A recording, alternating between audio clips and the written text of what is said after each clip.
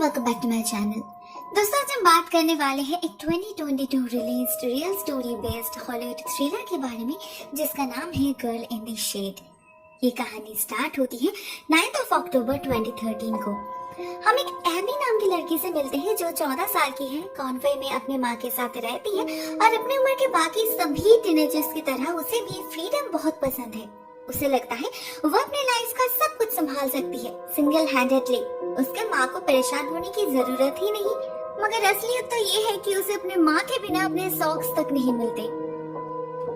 आज भी उसके दिन की शुरुआत रोज की तरह ही होती है। वो नींद से जागने में लेट कर देती है और फिर भागा दौड़ी में उससे उसका स्कूल बस छूट जाता है। उसकी माँ ज़ेनिया एक नर्स है, उन्हें टाइम पर पहुंचना रहता है तो वो जल्दी में निकल जाती है। उन्हें दिखाई नहीं देता एबी से बस छूट गया है। अभी एबी पड़ जाती है मुश्किल में। स्कूल जाना तो इम्पोर्टेंट है तो वो पैदल ही चलने लगती है। फॉर्चुनेटली कुछ दूर जाने पर उसे एक आदमी से लिफ्ट मिल जाता है।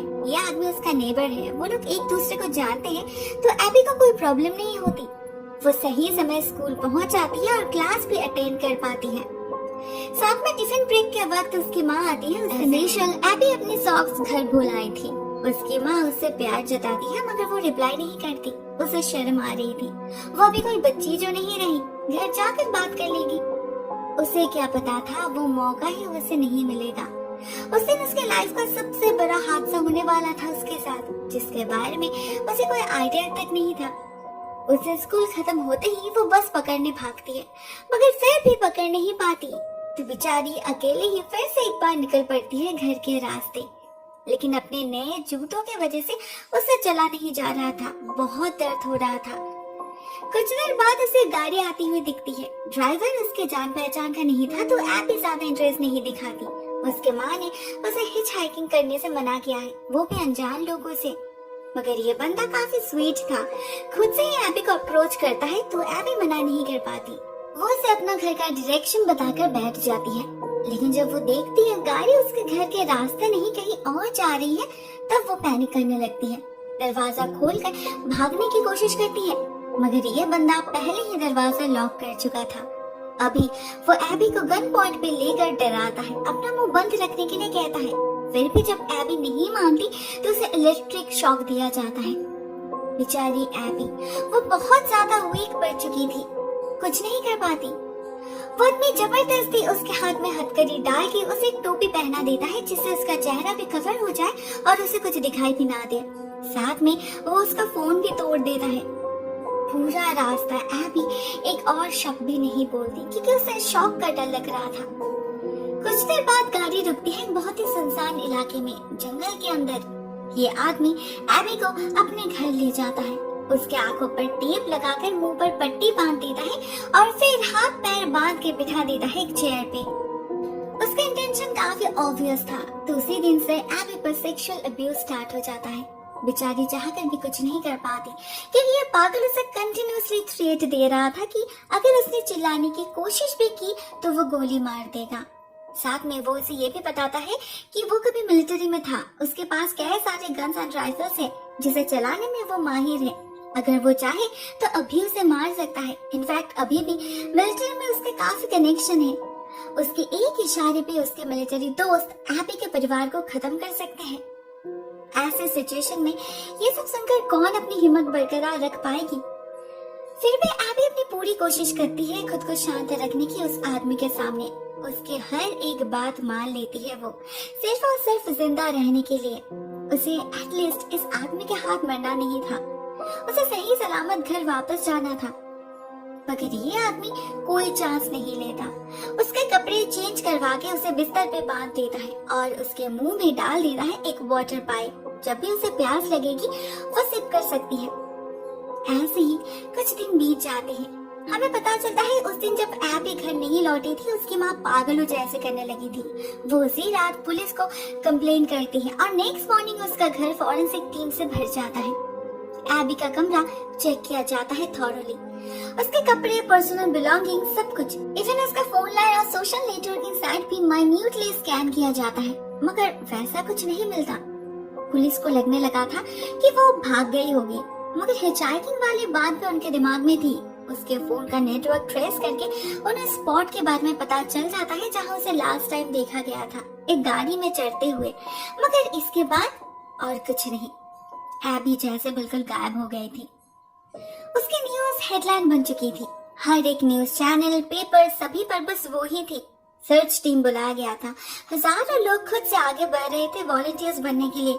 जगह जगह पोस्टर्स लगाए गए, लिफलेट डिस्ट्रीब्यूट की गई, एबी के नाम पे कैंडल मार्च होल्ड की गई, मगर नतीजा कुछ नहीं मिला। अब इस केस को इतना अटेंशन मिल रहा था तो उस पागल के नजर में भी आया।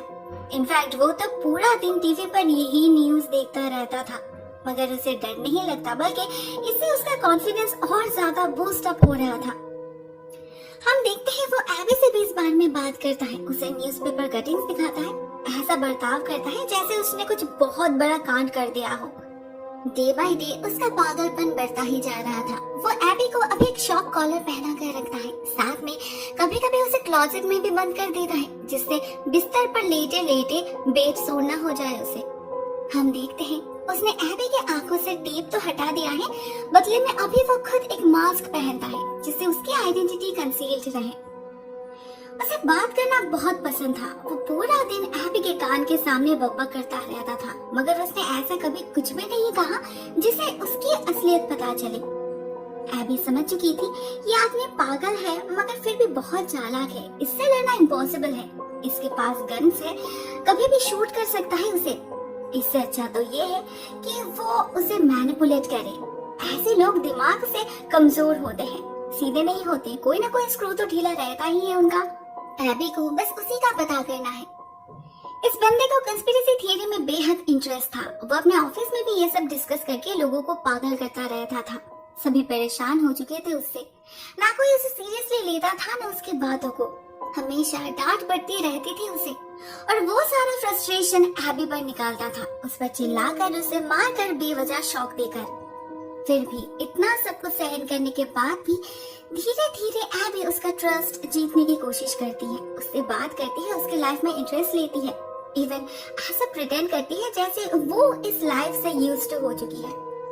लेकिन उसे इस बंदे का नाम तक पता नहीं चला था, तो वो खुद से ही उसे एक नाम दे देती है, फिलिक्स। एबी उस पागल का दिल जीतने की कोशिश करती है, उसे बहुत फुटेज देती है, ये कहकर कि उसे लगता है वो बहुत स्मार्ट है, दिल का अच्छा है, लोग उसे नहीं समझते, ये उनकी गलती है। उसका ट्रिक काम कर रहा था। हम देखते हैं जैसे जैसे उसका ईगो सेटिस्फाई हो रहा था, वो एबी के साथ उतना ही अच्छे से बिहेव करने लगा था।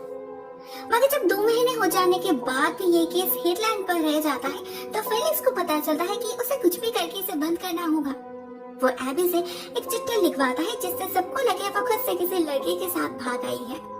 एबी लिखती भी है, मगर कायदे से चिट्ठी के पीछे हेल्प मी लिख देती है।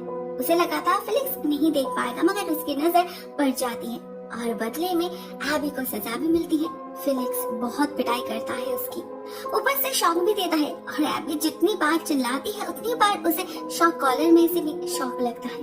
बेचारी को ऐसा लगने लगा था कि आज उसका आखिरी दिन है। वो फेलिक्स से बहुत रिक्वेस्ट करती है, हाथ जोड़ती है उसके सामने, तब जाके वो शांत होता है और एबी से एक दूसरी चिट्ठी लिखवा कर पोस्ट कर देता है। ज़ेना को जब ये चिट्ठी मिलती है उसे बहुत अजीब लगता है। वो तो जैसे यकीन ही नहीं कर पा रही थी, उसकी बेटी भाग गई। सच में? पुलिस भी इसी बात को मान लेते हैं और इस केस से सारा इंटरेस्ट हट जाता है। सर्च बंद कर दिया जाता है। वॉलंटियर्स और राजी नहीं होते एक फरार लड़की के पीछे अपना वक्त जाया करने के लिए। इवन होर्डिंग्स भी हटा दिया जाता है। सभी ने ये मान लिया था कि वो अपनी मर्जी से कहीं गई है, जो इस उम्र के लड़कियों के लिए काफी नॉर्मल है। मगर ज़ेनिया जानती थी उनकी बेटी ऐसी नहीं है, ये झूठ है। एबी ऐसा कर ही नहीं सकती, उसे जरूर किसी ने फोर्सफुली ये चिट्ठी लिखवाया है। तो वो पर्सनली अपनी सर्च कंटिन्यू रखती है।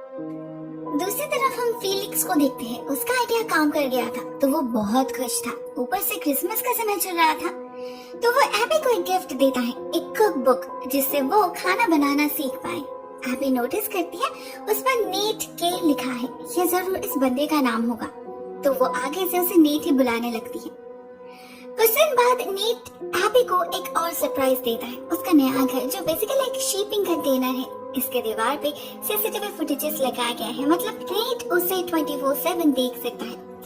ऑल्सो इसके दीवार को पूरे 3 इंच साउंड प्रूफ फोम से कवर किया गया था। कोई भी आवाज बाहर नहीं जाएगी। आगे का वक्त एबी का यहीं पर बीतता है। देखते देखते पूरे सारे 3 महीने बीत चुके थे। कहीं कोई क्लू नहीं था। सभी ऑलमोस्ट हार मान चुके थे सिवाय जेनिया के। उसे पता नहीं था एबी कभी घर वापस आएगी भी या नहीं। वो सिर्फ इतना प्रेयर करती थी कि वो जहाँ भी रहे खुश रहे, सेफ रहे। दूसरी तरफ एबी भी प्रेयर कर रही थी अपनी माँ के पास वापस जाने की। 3 महीनों में सदियों गुजार चुकी थी वो, मगर इन माँ बेटी को ये पता ही नहीं था कि वो एक दूसरे से बस 30 किलोमीटर दूर है। अगर भगवान ने चाहा तो एक दिन वो दोनों जरूर मिलेंगे। इसी बीच एक हादसा होता है। एक दिन नीट उसके साथ उसी कंटेनर में सो जाता है और गलती से उसका मास्क हट जाता है। एबी उसका चेहरा देख लेती है। इससे नीट बहुत ज्यादा घबरा जाता है, पैनिक करने लगता है, मगर एबी उसे संभालती है। ऐसा प्रिटेंड करती है जैसे वो उससे प्यार करती हो। तो उसके सामने चेहरा छुपाकर क्या होगा। नीट को ये बातें बहुत पसंद आती है। उसे लगने लगता है एबी सच में उससे प्यार करने लगी है। वो अपने दिल की सारी बातें उससे शेयर करता है। पता चलता है नीट बचपन से ही अनसोशल है। उसे कभी कोई सीरियसली नहीं लेता। हर जगह बुलेट होना पड़ता है उसे। कोई दोस्त नहीं, कोई गर्लफ्रेंड नहीं। इवन ऑनलाइन किसी को अप्रोच करने में भी उसे डर लगता है। इसलिए उसने एबी को किडनैप किया, किसी पेट की तरह अपने पास रखा जिससे उसका लोनलीनेस कम हो सके और डिप्रेशन भी। वो एबी पर काइंड ऑफ डिपेंडेंट हो चुका था।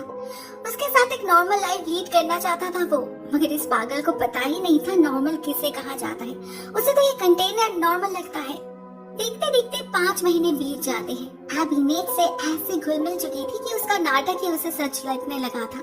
इससे होता ये कि उस पर टॉर्चर थोड़ा सा कम होने लगता है। अभी उसे पूरा दिन क्लोजेट में बंद रहना नहीं पड़ता। हाथ बंधे हुए नहीं होते, न उसके आंख और मुंह पर पट्टी रहती है। वो कभी कभी सोचती है भागने के बारे में। शिपिंग कंटेनर के अंदर रहते वक्त तो पॉसिबल नहीं है क्योंकि दरवाजा बाहर से लॉक्ड रहता है। घर में रहते वक्त हो सकता है। वो नीट के साथ जब भी घर में आती है सफाई करने या कुकिंग करने, उसकी नजर हमेशा दरवाजे या फिर लॉकिंग सिस्टम पर होती है।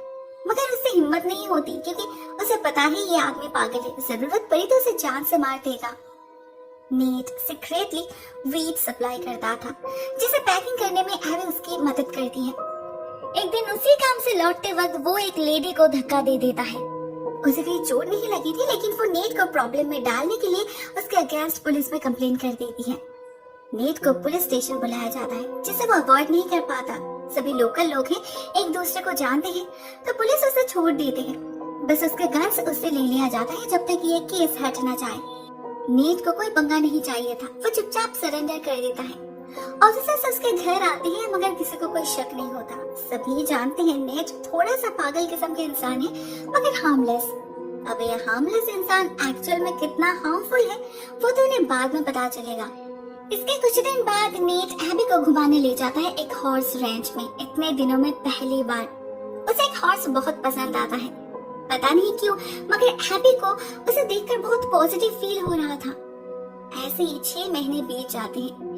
एक दिन नीट को उसके नौकरी से निकाल दिया जाता है। कट ऑफ चल रही थी इसलिए, मगर नीट को लगता है ये कोई कंस्पिरेसी है। लोगों से सच बर्दाश्त नहीं होता, इसलिए सभी उससे जलते हैं। वो इनकम करने का एक बहुत ही यूनिक आइडिया ढूंढ निकालता है। डिसाइड करता है कि वो घर में पैसा प्रिंट करेगा जिसमें एबी उसकी मदद करेगी। नीट को इसमें कुछ गलत नहीं लगता, मगर एबी को पता था ये स्कैम बहुत जल्द पकड़ा जाएगा। वो उससे बहस नहीं करती। वो जो कहता है चुपचाप मान लेती है। फालतू में मार खाना कौन चाहेगा। ऐसे ही एक और महीना बीत जाता है। पूरे 7 मंथ्स हो चुके थे एबी को गायब हुए। ऑनेस्टली कोई याद नहीं रखा उसे, सिर्फ उसके माँ को छोड़कर। स्पेशली उस चिट्ठी के बाद तो सभी उसी को सच समझ रहे थे। लेकिन जेनिया कभी उसे ढूंढना बंद नहीं किया। उनके दिल में उम्मीद तब भी जिंदा थी। इसके कुछ दिन बाद एक बहुत ही अजीब हादसा होता है। नीट एक लेडी को नकली पैसा पे किया था जो उस लड़की को पता चल गया और वो नीट को जेल भिजवाने की धमकी देने लगी। नीट सच में डर गया। अगर पुलिस को पता चल गया तो वो लोग उसके घर में सर्च जरूर करेंगे। तब तो उन्हें एबी के बारे में पता चल जाएगा। तो वो जल्द से पूरा घर क्लीन करने लगता है। एबी से ही उसके यूज किए गए चीजें साफ करवाता है, उसके कपड़े जला देता है जिससे कहीं पर भी उसका डीएनए ना मिले। मगर एबी भी बहुत चालाक है। उसे पता था शायद इसके बाद वो जिंदा ना बच पाए, तो वो टॉयलेट सीट के पीछे अपने कुछ बाल छोड़ देती है जिससे इस आदमी को सजा मिल सके। काम खत्म हो जाने के बाद नेट उसे वही कपड़े पहनने देता है जिसे पहनकर वो यहाँ आई थी। उसके बाद उसे लेकर वो निकल पड़ता है। एमी को समझ नहीं आ रहा था वो लोग कहाँ जा रहे हैं, लेकिन जब उसे सामने कॉनवे का रास्ता दिखता है वो हैरान हो जाती है। वो इतने दिनों से अपने शहर में ही थी, उसे तो लगा था वो किसी और देश में है। वो नेट से लास्ट रिक्वेस्ट करती है उसे मारने के बाद उसके लाश को उसके घर के आसपास कहीं फेंकने के लिए, जिससे उसके माँ को पता चले, मगर नेट उसे नहीं मारता, उल्टा उसके घर के पीछे वाले रास्ते में छोड़ देता है। एक्चुअली वो इतने अच्छे से पेश आई थी, नेट उसे मार नहीं पाया, ये जानते हुए भी कि वो पुलिस को इन्फॉर्म कर सकती है। एबी को तो खुद यकीन नहीं हो रहा था। वो फाइनली घर लौट पा रही है, फिर से अपने माँ के पास। ये उसके लिए किसी मिरेकल से कम नहीं था। उसके पेरेंट्स उसे वापस पाकर बहुत खुश थे, मगर उसे बाकी दुनिया के सामने अपनी सच्चाई साबित करनी थी, तो वो पुलिस को इन्फॉर्म करती है एविडेंस के साथ। तब जाके पुलिस नेट को अरेस्ट करती है और उसे 45 इयर्स की लाइफ इम्प्रिजनमेंट सुनाई जाती है। सिचुएशन कुछ हद तक ठीक होने के बाद एबी एक दिन उसी हॉर्स रैंच में वापस जाती है जहाँ उसे नेट लेकर गया था, मगर वहाँ उस हॉर्स को वो कहीं देख नहीं पाई। लोगों से पूछने पर पता चला ऐसा कोई हॉर्स वहाँ पर कभी था ही नहीं। एबी का मानना है वो जरूर कोई एंजल था, भगवान किसी भी रूप में आ सकते हैं ना। उसे नॉर्मल लाइफ में वापस आने में, उस ट्रॉमा से निकलने में काफी वक्त लगा, जिसमें उसके फैमिली और फ्रेंड्स ने उसकी बहुत मदद की। लोगों को फाइनली यकीन हो गया था कि वो कहीं भागी नहीं थी, मगर इसके लिए सबूत उसे ही खुद ही देना पड़ा। थैंक्स टू गॉड अभी वो बिल्कुल ठीक है, अपने परिवार के साथ एक खुशहाल जिंदगी जी रही है। अपने अतीत के उस काले साए से बाहर निकल पाई है वो। दूसरी कहानी यहीं पर एंड हो जाती है। कहानी में बताए गए फैक्ट्स रियलिटी से काफी मैच करते हैं, इसलिए मैं अलग से और नहीं बता रही। Thank you so much for watching this video guys. अगर आपको ऐसी रियल स्टोरी बेस्ड मूवीज पसंद है तो आप इनमें से किसी भी एक वीडियो को चूज कर सकते हो। Specially the girl in the box और बिलीव मी, ये दोनों मेरी फेवरेट है। आज के लिए बस इतना ही दोस्तों। Thank you so much for watching this video. बहुत जल्द मिलते हैं किसी और नए वीडियो के साथ, तब तक के लिए टेक केयर।